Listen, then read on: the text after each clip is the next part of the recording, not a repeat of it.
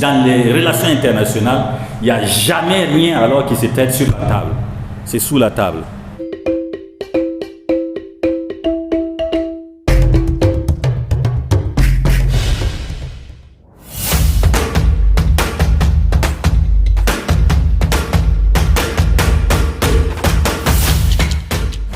Alors, je passe très rapidement sur les débats en cours. La question de la diversification des relations de coopération.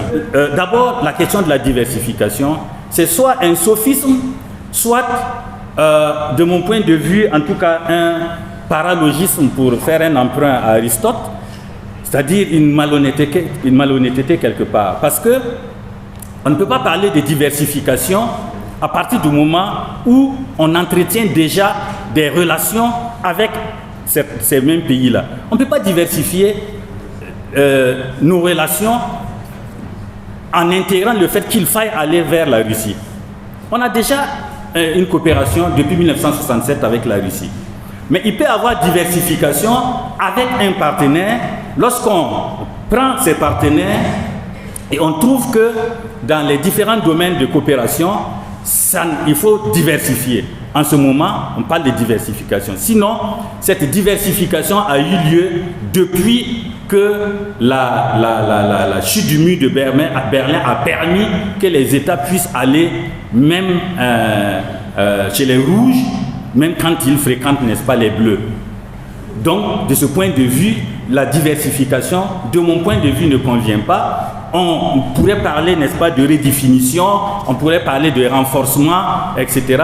Mais il est difficile, en tout cas pour le cas de la Russie, de parler de diversification dans l'ensemble, à moins de rentrer donc dans la coopération spécifique avec la Russie et de parler de diversification.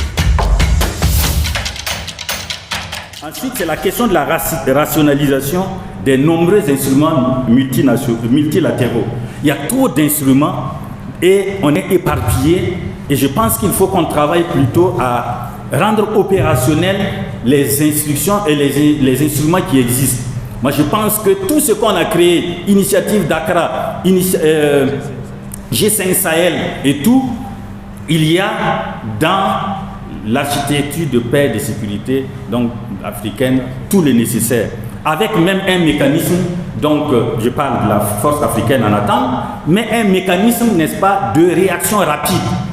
Et comme ça n'avait pas été opérationnalisé, en 2012-2013, des pays ont proposé qu'il y ait un mécanisme transitoire qui est donc la capacité parce qu'il faut parler dans le passé, ça aussi ça fait pchit, la capacité africaine de réponse immédiate aux crises. Donc il faut ces deux dimensions. Il faut le mécanisme, mais il faut également un dispositif qui permette de réagir rapidement face à certaines crises, comme ça a été le cas au Mali et en Centrafrique, et peut-être dans d'autres pays.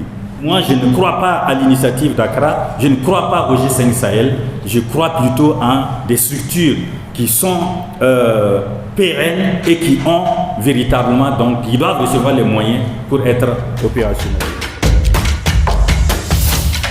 Dans l'immédiat, il faut faire usage donc de stratégies, et c'est pourquoi je convoque ici le concept, n'est-ce pas, d'État stratège aujourd'hui pour qu'on puisse se tirer d'affaire. Un État stratège, c'est souffler là où il faut souffler, se taire là où il faut se taire et aller négocier, n'est-ce pas, en sous-marin, même si ça finit par se savoir après. Mais un professeur, un de mes enseignants de géopolitique disait que dans les relations internationales, il n'y a jamais rien alors qui se traite sur la table. C'est sous la table. Et de ce point de vue, on peut, n'est-ce pas, arriver à défendre, en tout cas rechercher ses intérêts de façon intelligente.